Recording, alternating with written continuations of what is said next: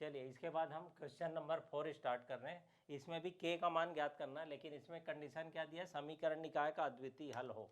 तो सबसे पहले ये समीकरण 1 हो गया, समीकरण 2 हो गया। a1 b1 c1 और a2 b2 c2 का मान निकालते हैं। तो a1 का मान यहाँ पर x का गुणांक क्या है, कुछ भी नहीं है। तो कुछ भी अगर गुणांक नहीं है तो इसका मान क्या मानते हैं, 1।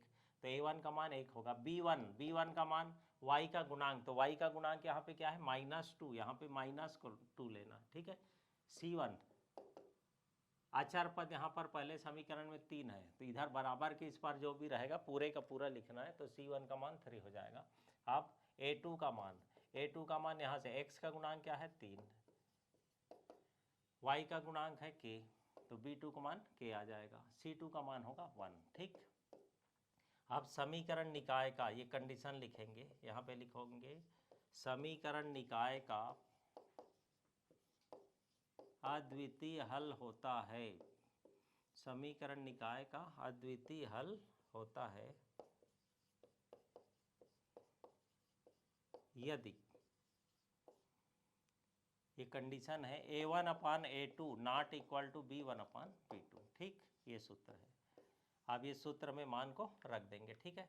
तो a1 का मान है 1, a2 का मान है 3 नॉट इक्वल, b1 का मान है -2/b2 का मान है k, ठीक। अब इसको क्या करेंगे, यहाँ पर तिर्यक गुणा कर देते हैं, ये तिर्यक गुणा कर लेंगे, ठीक है। तो 1 × k ये हो गया 1k, बराबर नहीं है, -2 तिया 6, ये आ जाएगा 6, ठीक है।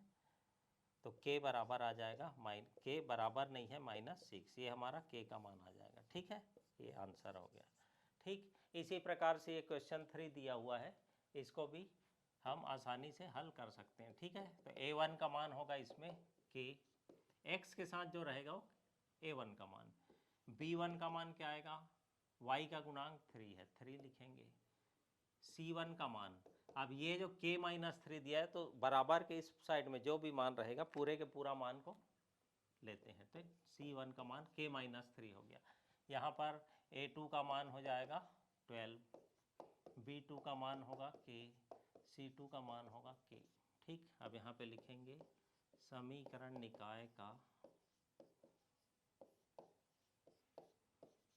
अद्वितीय हल होता है, अद्वितीय हल होता है यदि a1/a2 not equal to b1/b2, ये सूत्र है, इस सूत्र को लिखेंगे, ठीक है। मान को रखेंगे, तो a1 का मान k, a2 का मान 12 नॉट इक्वल, b1 का मान 3 और b2 का मान है k। अब इसको गुणा करेंगे तो k × k क्या हो जाएगा, k × k बराबर नहीं है, 12 × 3, तिर्यक गुणा करते हैं यहाँ पर, ठीक है। इन दोनों को गुणा करना और इन दोनों गुणा करेंगे, ठीक है। तो k × k क्या आ जाएगा, k² बराबर नहीं है, 12 को 3 से गुणा करेंगे तो 12 तिया कितना हो जाएगा, 36, ठीक है। अब क्या करेंगे, यहाँ से वर्ग हटाते हैं, तो जब भी वर्ग हटाते हैं तो क्या करते हैं, प्लस माइनस करके वर्गमूल लगाते हैं, ठीक है। तो प्लस माइनस वर्गमूल 36, 36 का वर्गमूल कितना होता है, 6। तो k बराबर नहीं है +-6, ये हमारा आंसर आ जाएगा, ठीक। तो k का मान क्या होगा, +-6, ठीक है। तो इस प्रकार से सूत्र याद होने से हम प्रश्नों को आसानी से हल कर सकते हैं। इसी प्रकार का और क्वेश्चन है, इस क्वेश्चन को आपको अगर समझना है या देखना है जो भी है तो उसके लिए आप कांटेक्ट कर सकते हैं।